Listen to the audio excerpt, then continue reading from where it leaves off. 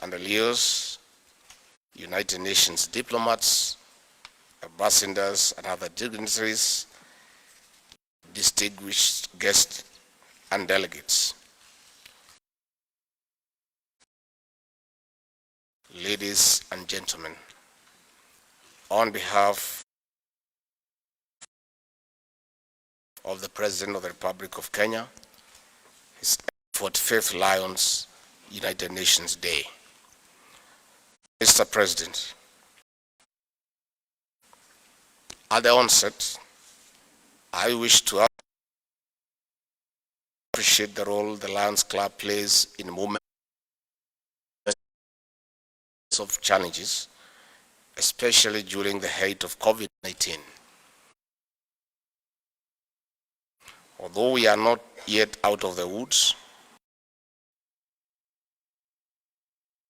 your 48,000 clubs across the globe and more than 1.4 million volunteers made great impact to humanity as lockdowns and clouds of uncertainty rocked the world. You saved many lives. This global kindness towards humanity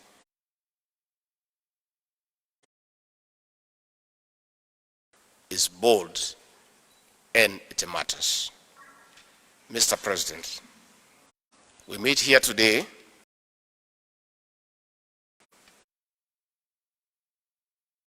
under the theme Hunger, Nutrition and Wellness. When the globe, Africa, the Horn of Africa, and Kenya in particular are reeling in the negative effects of climate change. Climate change has negative ramifications on Kenya, Africa, and the globe. While Africa contributes less than 3% to climate change-related pollution, it is severely impacted. Current and recent extreme weather and climatic conditions,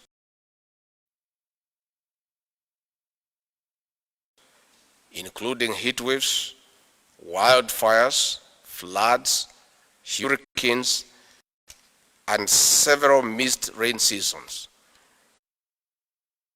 have been experienced across the globe, with vulnerable countries suffering more.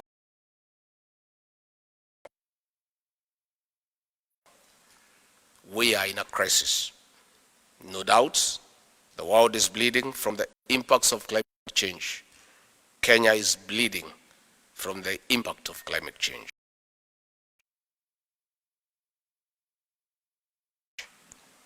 Excellencies, ladies and gentlemen, to demonstrate the impact of climate change, Kenya has consecutively missed 5 rain seasons. We are deep into the longest drought in 4 decades. As a result, more than 5 million, while livelihoods worth $1.5 million have been lost in the last 1 year. Wildlife, one of our leading foreign exchange earners, has also not been spared. The drought is threatening to drive the world's heritage, the wildlife, to oblivion. Between November 2022 and January 2023, we have lost 1,180 wild animals in drought, key among them 262 elephants. Over $3 million in 3 months for water and feeds to sustain the wildlife population alone. We hope to receive rains to reverse the dire situation during the October to December 2022 season. However, the rains were sparse and meager to guarantee a positive impact. Prospects indicate that the country may enter the rain in the second week of March 2023. But going by past experience, it is not guaranteed, mainly because of possible climate change disruptions. Mr. President, Excellencies, ladies and gentlemen, the situation is no better in Somalia. The situation is no better in Ethiopia. The situation is no better in Djibouti. The situation is no better in Sudan. Neither it is in the South Sudan. Excellencies, ladies and gentlemen, Kenya and the Horn of Africa are in crisis, largely due to the impact of climate change despite our limited contributions to this phenomenon.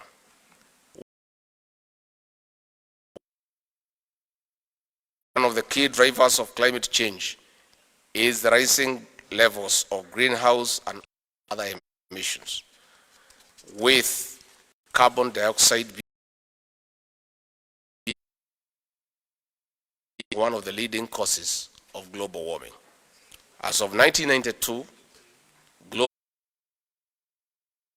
emissions stood at 27 gigatons annually. With increased industrialization and other human activities, global emissions have hit a 1 ton 40 gigatons as per the latest records. On the other hand, the UN has reported that each new year is hotter than the previous. In spite of this rise, Kenya as an emerging economy contributes less than 0.1% of the global greenhouse emissions annually, but we are suffering more. We are also implementing diverse measures of cutting down our emissions by 32% by the year 2030. For instance, Ruto targeting 15 billion trees by the year 2032. This will increase the national tree cover from 12.13% to 30% in the next 10 years. Mr. President, Excellencies, ladies and gentlemen. However, Kenya and the rest of the Horn of Africa is sinking deep into more crisis, even though our contribution to global warming is negligible as compared to the industrialized world. With the worsening situation in Kenya and many parts of Africa, there is no respite despite various international commitments and frameworks against climate change. For instance, increased global warming means we have fallen short of implementing the UN framework conventions on climate change of 1992. We have also neither adhered to the Kyoto Protocol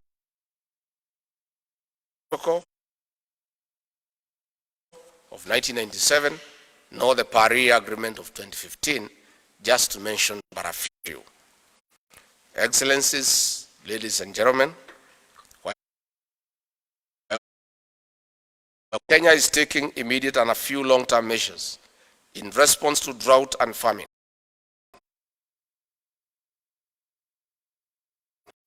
We cannot manage the situation alone. We need children in school, otherwise they will be left behind. We need safe pregnancies and deliveries, but malnutrition among expectant and lactating mothers and children threaten to erase gains already made in suppressing mortalities in these vulnerable groups.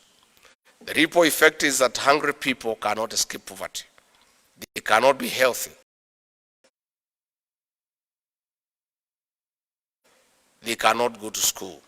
They cannot be peaceful. In short, there is a direct in which we seek to leave no one behind.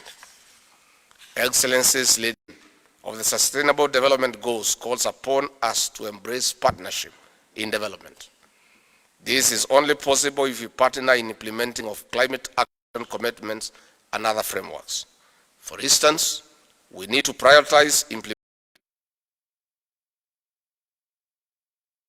implementation of the Sharm el-Sheikh Egypt COP27 decisions,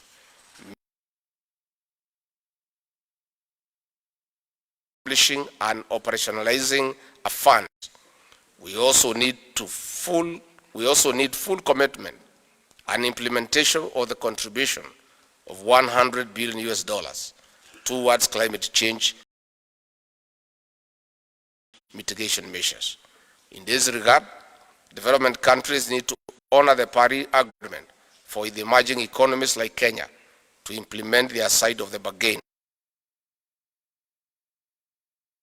Lower the average temperatures rise deeper than 1.5 degrees Celsius target in our climate action.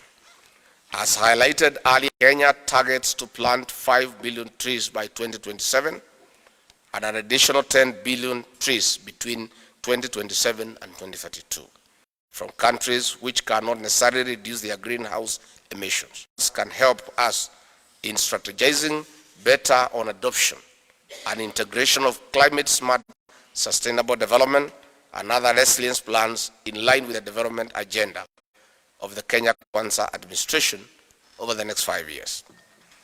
On this note, I invite you and the Lions Clubs across the nation to join us in this call for planting trees. Each tree by a lion will be a great green bullet towards a sustainable tomorrow for all. Excellencies, ladies and gentlemen, while these are more long-term plans, we cannot escape from the current reality. While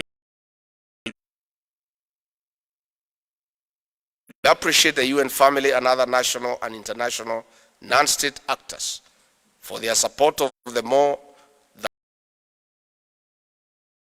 47.8 billion Kenya shillings to 7.36 billion for short-term and mid-term programs, which will be gradually implemented until October 2023. In an effort to make food more affordable, we have also subsidized production by availing farm inputs at cheaper rates.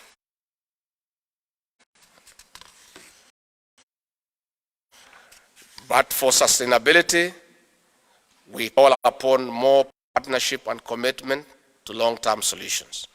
Some of our other long-term investments include drilling of more boreholes, intensifying water harvesting through mega dams across the country. This will restore human dignity and put Kenya back on the trajectory of realization of Agenda 2030 of the UN alongside our own Vision 2030. Excellencies, ladies and gentlemen, as we celebrate the 45th Lions Day, the world and humans are interconnected. If we have to save humanity from the threat of extinction, my burden must be your burden. We must stand united or we perish. Thank you. Asanteni sana.